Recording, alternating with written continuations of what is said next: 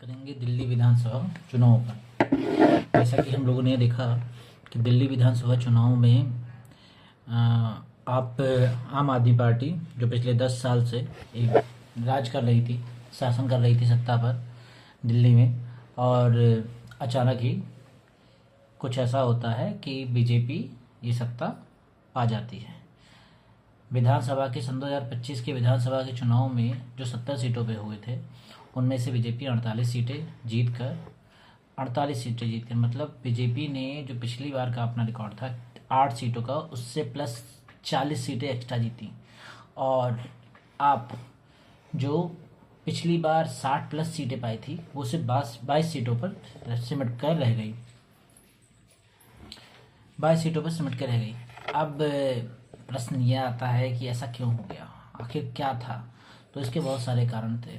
एक तो सबसे मेन तार्किक कारण यह है कि कोई भी पार्टी जब 2 कार्यकाल लगातार कर चुकी है तो नई एक मतदाताओं के अंदर एक विरोध हो जाता है कि चलो ठीक है, दूसरी पार्टी को मौका दिया जाए और दूसरी चीज़ को ट्राई किया जाए। एक ही जैसी ही राजनीति हो रही है, एक ही जैसी ही उसमें हो रहा है, तो उसमें कुछ बदलाव आते हैं। और इस टाइम क्या हुआ कि एक होता है कि भाई 10 साल तक लगातार सरकार 2 कार्यकाल तक, तीसरे कार्यकाल में अपेक्षाकृत थोड़ा सा एंटी माहौल हो जाता है पार्टियों के खिलाफ। बट अरविंद केजरीवाल ने एक नई प्रकार की राजनीति का इंट्रोडक्शन किया था भारतीय राजनीति में। उन्होंने अपने आप को गरीबों का मसीहा दिखाया।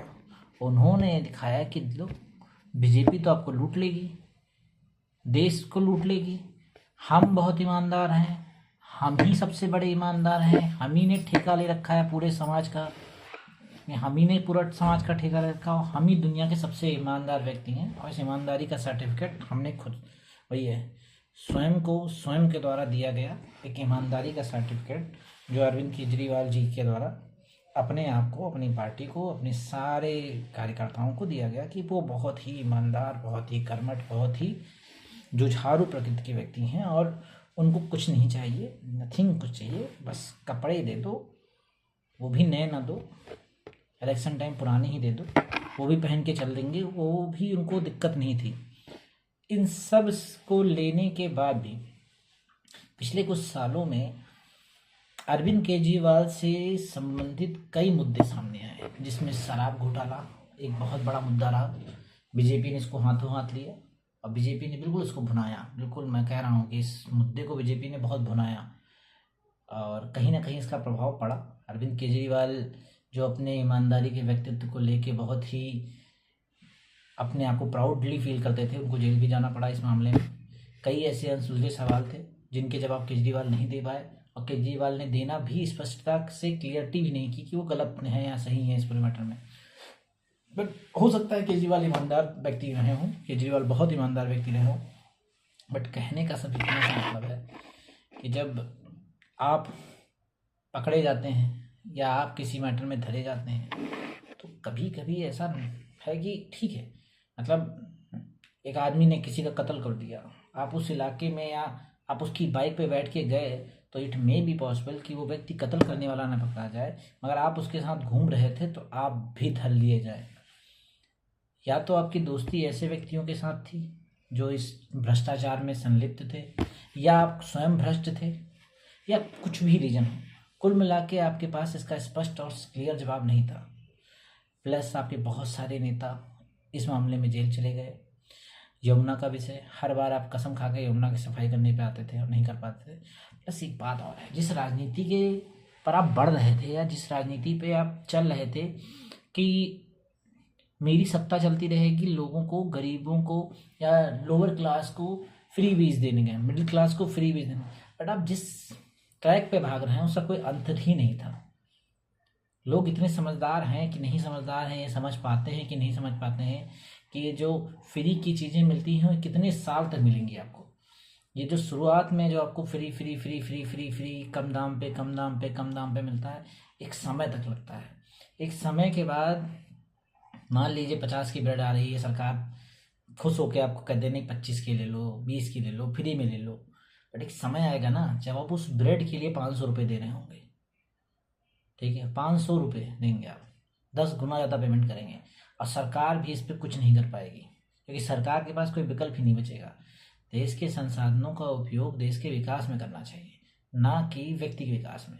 हाँ बिल्कुल, human development is the core issue of human resource भी डेवलप करना चाहिए। बिल्कुल, ह्यूमन डेवलपमेंट, ह्यूमन रिसोर्स हैं हम, ठीक है, ह्यूमन रिसोर्स बनाना है, ह्यूमन संसाधन बनाना है हमको, बिल्कुल बनाना है। बट मानव संसाधन बनाने में सबसे बड़ा रोल होता है एजुकेशन का, सबसे बड़ा रोल होता है स्किल का।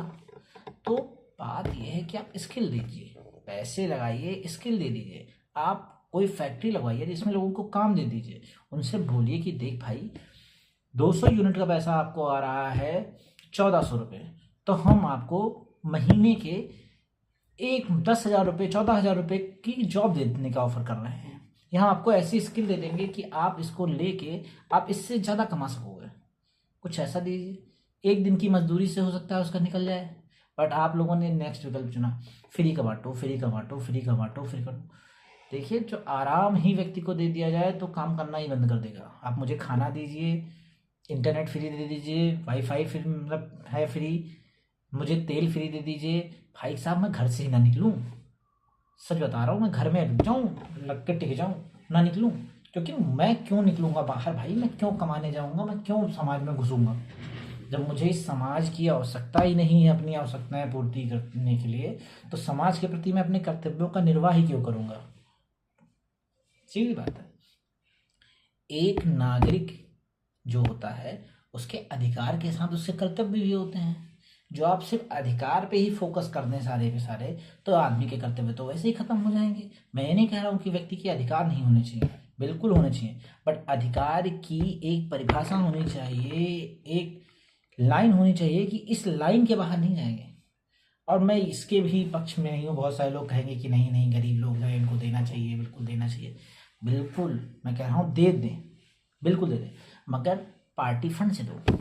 अपनी पर्सनल, एक नेता जब ये प्रॉमिस करे कि मैं आपको 2,500 रुपये महीने दूंगा, तो बिल्कुल दे।